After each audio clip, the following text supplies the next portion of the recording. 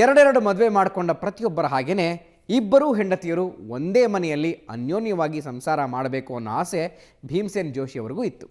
ಅದಕ್ಕೆ ಕೆಲ ದಿನಗಳ ಕಾಲ ಮೊದಲ ಹೆಂಡತಿ ಸುನಂದ ಮತ್ತು ಆಕೆಯ ಮಕ್ಕಳನ್ನು ನಾಗಪುರದಲ್ಲಿ ಮನೆ ಮಾಡಿಟ್ಟರಾದರೂ ನಂತರ ಪುಣೆಗೆ ಕರೆಸ್ಕೊಂಡ್ರು. ಪುಣೆಗೆ ಬಂದ ಮೇಲೆ ಇಲ್ಲೇ ಅಲ್ಲೇ ಬಂದ ಮೇಲೆ ಅನ್ಕ ನಾವು ಒಂದು 4 ದಿವಸ ಧರ್ಮಶಾಲೆಯೊಳಗೆ ಇದ್ವಿ. ಅಲ್ಲಿಂದ ಒಬ್ಬರು ಪರಿಚಿತ್ ಡೆಕ್ಕನ್ ಕಾಲೇಜೊಳಗೆ ಕುಲಕರ್ಣಿ ಅಂತ ಭೀಮಣ್ಣನ ಗೆಳೆಯ ಅವರು 2 ರೂಮ್ದೊಳಗೆ ಕೆಲವೊಂದು ದಿವಸ ಇದ್ವಿ. ಅಲ್ಲಿದ್ದಾಗ ನಂದು ಶಾಲೆಯೊಳಗೆ ಹೆಸರು ಹಾಕಿದರು ಭೀಮಣ್ಣ 1ನೇ ಮರಾಠಿ ಒಳಗೆ 2ನೇ ಮರಾಠಿ ಒಳಗೆ. ಅಲ್ಲಿದ್ದ ಮಾತ್ರ ನನಗೆ ಆ ಅನುಭವ ಭಾಳ ಇನ್ನೂ ಏನು ನೆನಪದ. ನನಗೆ ದಿನ ಶಾಲೆಗೆ ಮುಟ್ಟಿಸ್ಲಿಕ್ಕೆ ಭೀಮಣ್ಣ ಸೈಕಲ್ ಮೇಲಿಂದ ಬರ್ತಿದ್ರು.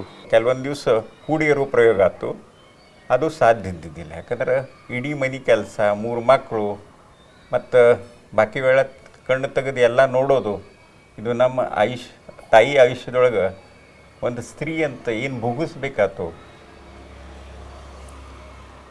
ಅದು ಕೇಳಿದ್ರೂ ಕೆಟ್ಟ ಅನ್ನಿಸ್ತದೆ.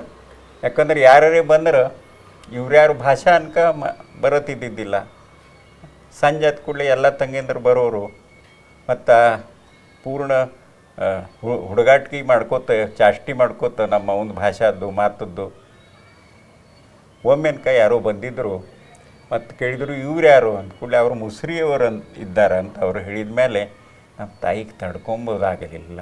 ಮನೆ ಕೆಲಸದವರು ಅಂತ. ಹಾಂ, ಮನೆ ಕೆಲಸದವರು, ಮಂಡಿ ತಿಕ್ಕವರು.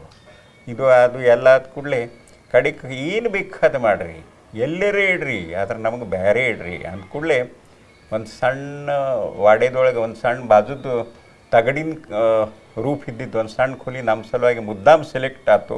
ಅವ್ರು ಮಾತ್ರ ಚಲೋ 2 ಕೂಲಿ ಒಳಗೆ ಇರಲಿ ಹೋದರು.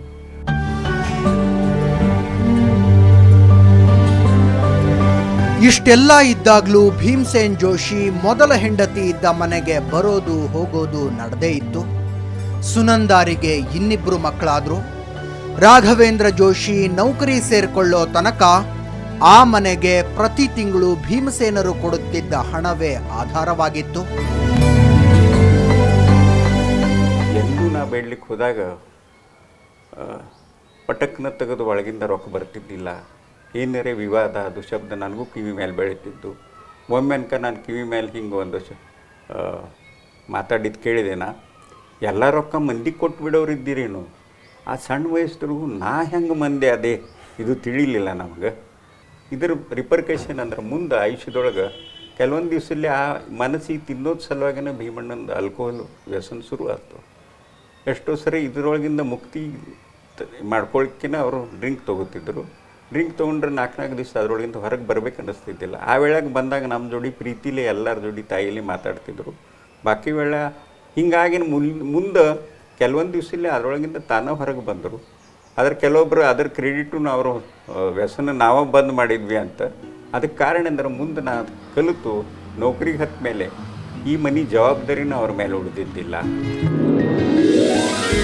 ಓದು ಮುಗಿಸಿದ ರಾಘವೇಂದ್ರ ಜೋಶಿ 15 ವರ್ಷಗಳ ಕಾಲ ಇಂಡಿಯನ್ ಆರ್ಮರಿಯಲ್ಲಿ ಉನ್ನತ ಹುದ್ದೆ ಸಂಭಾಳಿಸಿದ್ರು. ನಂತರ VRS ತಗೊಂಡು ಬೋರ್ವೆಲ್ ಡ್ರಿಲ್ಲರ್ಗಳನ್ನಿಟ್ಟು ವ್ಯವಹಾರ ಮಾಡಿದ್ರು. ಆವಾಗಿನ್ನೂ ಊರ ಹೊರಗಿದ್ದ ಈ ಧಾರಾಗಾವಿನಲ್ಲಿ ಇಂಥದ್ದೊಂದು ಬಂಗ್ಲೆ ಕಟ್ಟಿಸಿ ತಾಯಿ ಸುನಂದಾರಿಗೊಂದು ನೆಮ್ಮದಿಯ ನೆರಳು ಒದಗಿಸಿದ್ರು.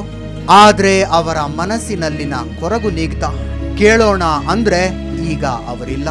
ರಾಘವೇಂದ್ರ ಜೋಶಿ ಅವರ ಮನಸ್ಸಿನಲ್ಲಿ ಅದೊಂದು ಕೊರಗು ಇನ್ನೂ ಕರಗಿಲ್ಲ.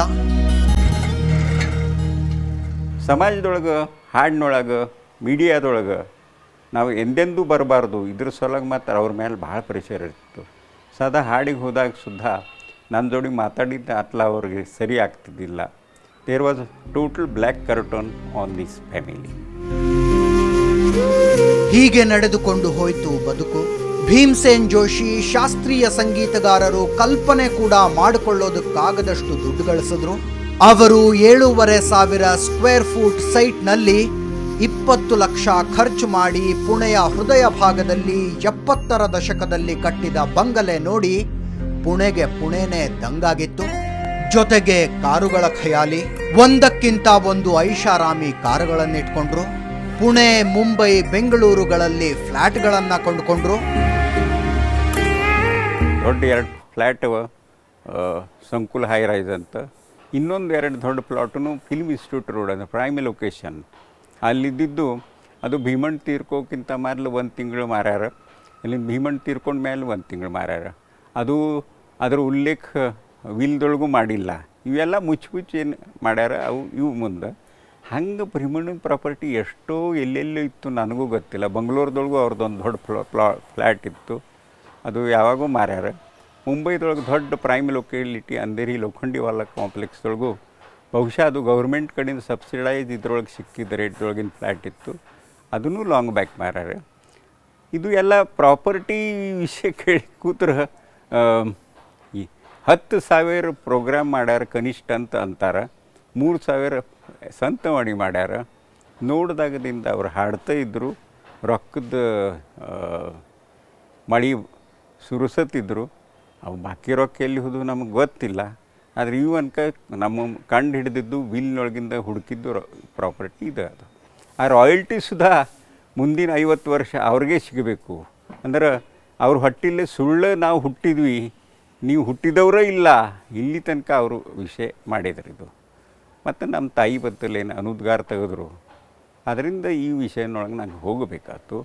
ಯಾಕಂದ್ರೆ ದುಃಖ, ಅಪಮಾನ, ರಿಜೆಕ್ಷನ್, ಅವಹೇಳನ ಇದು ತಡ್ಕೋತ ನಮ್ಮ ತಾಯಿನೂ ಹುಲ್ಲು, ನಾವು ಇದ್ದೀವಿ. ನಂದು ಏನು ಕಮ್ಮಿ ವಯಸ್ಸಿಲ್ಲ ಈಗ, ಆದರೆ ಎಷ್ಟಂತ ತಡ್ಕೋ. ಮತ್ತು ಆ ವೇಳಕ್ಕೆ ಗಪ್ ಕೊಡೋ ಕಾರಣ ಅಂದ್ರೆ ನಮ್ಮ ತಂದೆಗೆ ಭೀಮಣ್ಣಗೆ ಯಾವ ಪ್ರಕಾರ ನಮ್ಮ ಕುಟುಂಬದಿಂದ ಮನುಷ್ಯಗೆ ಸ್ವಲ್ಪ ತ್ರಾಸಾಗಬಾರ್ದು. ಯಾಕಂದ್ರೆ ನಾವೇನಾರು ಮಾತಾಡಿದ್ರೆ ಅವ್ರಿಗೆ ಜೀವಕ್ಕೆ ಅವ್ರು ತ್ರಾಸು ಕೊಡ್ತಿದ್ದು ನಮಗೆ ಗೊತ್ತಿತ್ತು. ಮೊದಲ ಹೆಂಡತಿ ಸುನಂದಾ ತೀರ್ಕೊಂಡಾಗ ಮುಂದೆ ನಿಂತು ಅಂತ್ಯ ಸಂಸ್ಕಾರ ಮಾಡಿದ್ರು. ಎರಡನೇ ಹೆಂಡತಿ ವತ್ಸಲ ತೀರಿಕೊಂಡಾಗ ಭೀಮ್ಸೇನ್ ಜೋಶಿ ಅವರು ICUನಲ್ಲಿದ್ರು. ಸುದ್ದಿ ಗೊತ್ತಾಗಿದ್ದೇ 1 ತಿಂಗಳ ನಂತರ. ಆಮೇಲೆ ಅವರ ಆರೋಗ್ಯ ಕ್ಷೀಣಿಸ್ತಾ ಹೋಯಿತು. ಹಿಂಗಿದ್ದವರು ತಾವು 2008ನೇ ಇಸ್ವಿಯಲ್ಲಿ ಬರೆದ ವಿಲ್ನಲ್ಲಿ ಇದ್ದು ಬದ್ದ ಆಸ್ತಿ, ತಮ್ಮ ಹಾಡುಗಳ ರಾಯಲ್ಟಿ ದುಡ್ಡನ್ನೆಲ್ಲ ಎರಡನೇ ಹೆಂಡತಿ ಮಕ್ಕಳಿಗೆ ಬರೆದುಕೊಟ್ಟು ಬಿಟ್ರ. ಅಂಥದ್ದೊಂದು ವಿಲ್ನ ತೋರಿಸಿ ಅಷ್ಟೂ ಆಸ್ತಿಯ ಮೇಲೆ ಹಕ್ಕು ಸಾಧಿಸ್ತಾ ಇದ್ದಾರೆ ಭೀಮ್ಸೇನ್ ಜೋಶಿಯವರ ಎರಡನೇ ಹೆಂಡತಿಯ ಮಕ್ಕಳು. ಆ ವಿಲ್ ನಕಲಿ ಅನ್ನೋದು ಮೊದಲ ಹೆಂಡತಿಯ ಮಕ್ಕಳ ವಾದ. ಈ ವಿಷಯದ ಬಗ್ಗೆ ವಿಚಾರಿಸೋದಕ್ಕೆ ಅಂತ ಭೀಮಸೇನ ಜೋಶಿಯವರ ಬಂಗಲೆಗೆ ಹೋಗಿತ್ತು ನಮ್ಮ ತಂಡ. ಆ ವಿಷಯವನ್ನು ಒಂದು ಸಣ್ಣ ಬ್ರೇಕ್ನ ನಂತರ ಹೇಳ್ತೀನಿ.